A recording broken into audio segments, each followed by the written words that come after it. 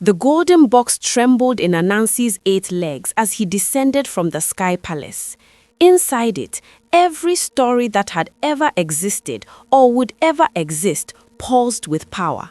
The spider had done the impossible. He'd outsmarted the sky god himself and stolen the universe's greatest treasure. But there was a problem. Somewhere between heaven and earth, tumbling through clouds thick as cotton, Anansi realized something was terribly, catastrophically wrong. The box felt lighter.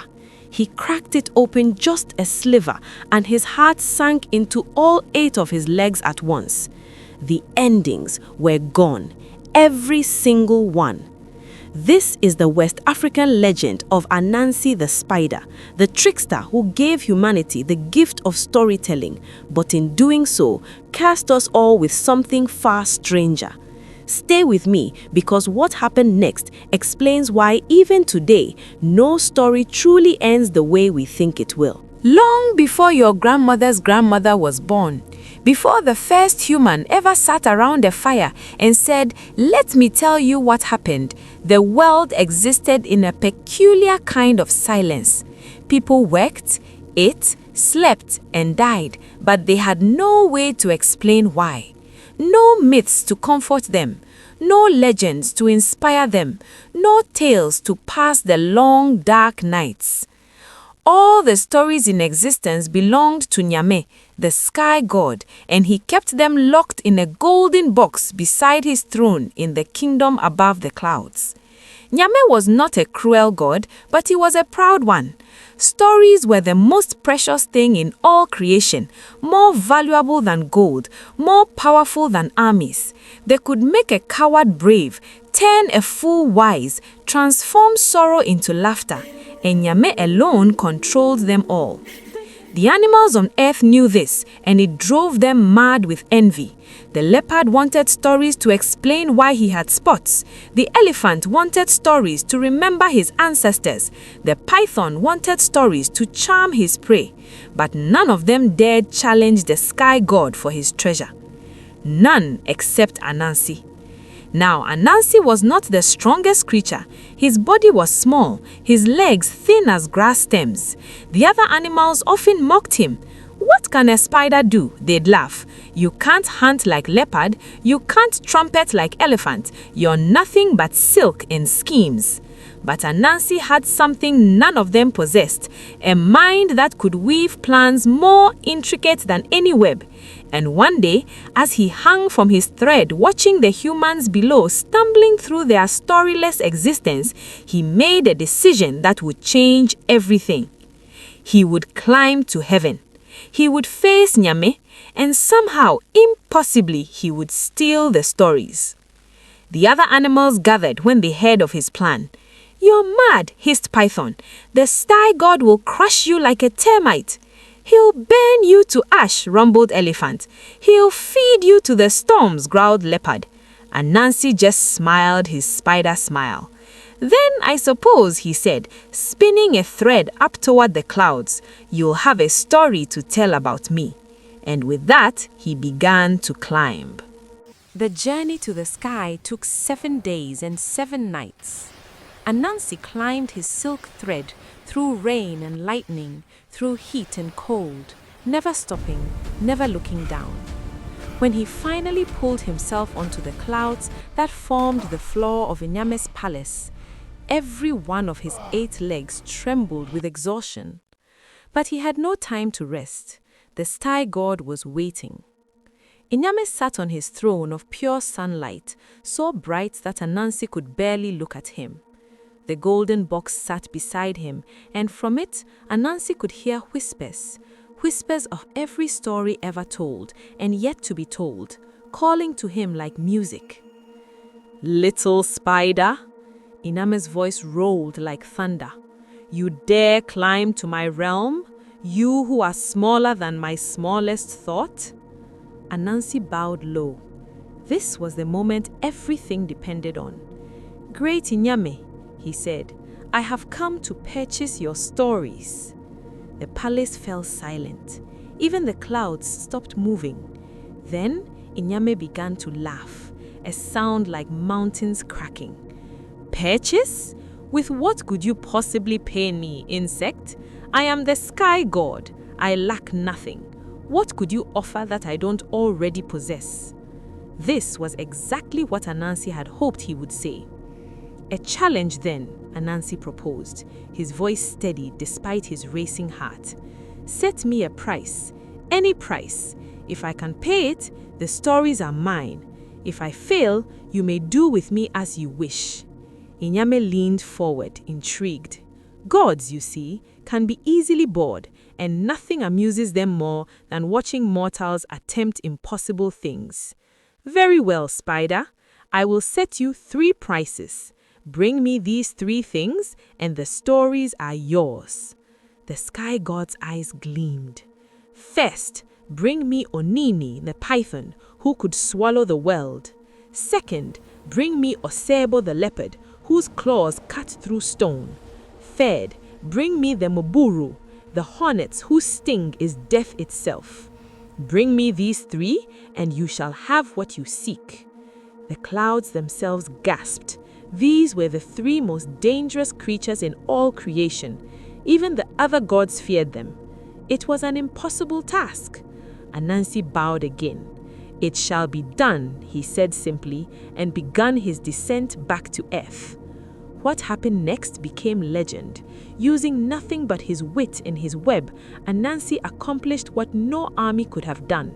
He tricked Python into measuring himself against a bamboo pole to prove his length, then tied him to it when he stretched out. He dug a pit and covered it with his silk, invisible in the darkness, and leopard fell right in. And the hornets? He convinced them a storm was coming and offered them shelter in a gourd, then sealed it when they flew inside. One by one, Anansi delivered the 3 terrors to Inyame's throne. The sky god stared in disbelief. No creature had ever accomplished such a feat. You have won, Spider, Inyame said, and there was something in his voice that might have been respect or might have been warning. Know this, stories are not mere words. They are alive. They have power beyond imagining. Be certain you can handle what you have claimed. Anansi barely heard the warning. His 8 eyes were fixed on the golden box as Inyame handed it to him. It was warm in his legs, thrumming with energy. Inside, he could feel them, every myth, every legend, every tale of love and loss and triumph and tragedy. They were his now, his to give to the world. He thanked Inyame and turned to leave, clutching his prize. And that's when disaster struck.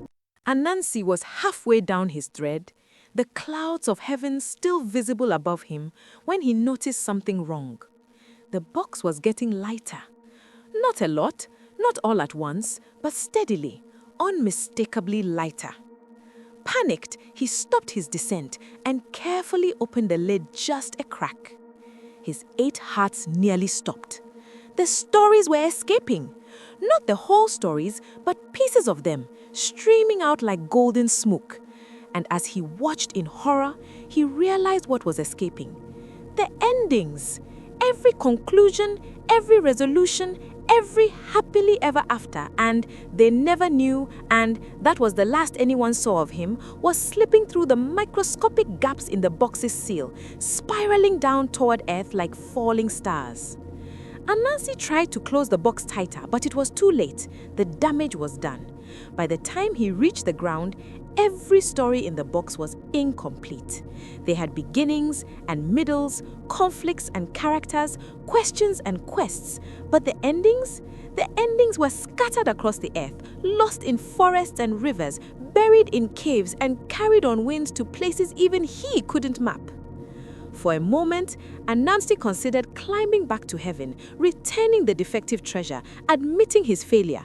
But then he looked at the humans gathered below, their faces turned up to him with hope, desperate for the gift of story, and he made a choice. He opened the box completely. The stories exploded outward like a dam breaking.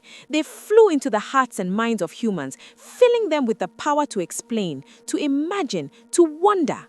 The people gasped as sudden knowledge flooded them. How the world began, why the sun crosses the sky, where the stars came from, what happens when we die. But every story was incomplete. Every tale stopped just short of its true conclusion. And so, for the first time, humans had to do something they'd never done before. They had to imagine the endings for themselves.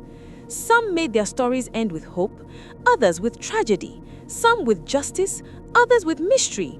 And because everyone imagined differently, the stories multiplied, fractured into countless versions, each person adding their own understanding, their own truth.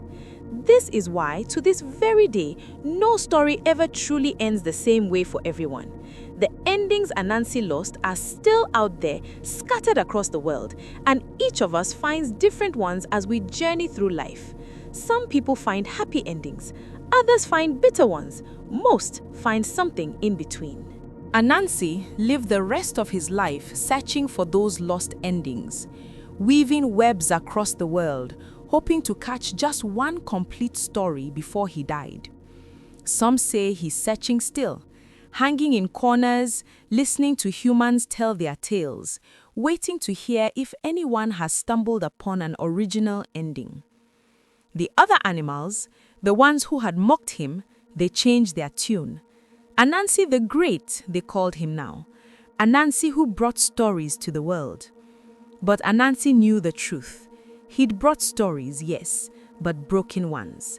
Perfect beginnings to tales that would never be perfectly finished. And maybe that was better than no stories at all. Or maybe it was a curse disguised as a gift. Nyame, watching from his throne in the sky, never said another word about it.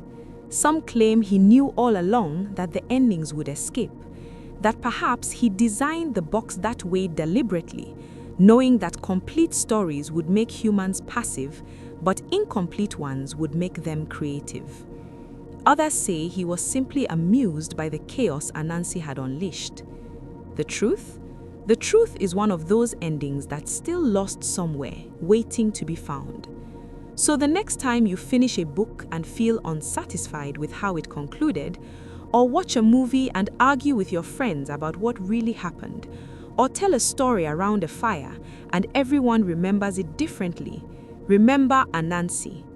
Remember the spider who gave us the gift of storytelling but lost the part that would have made it perfect.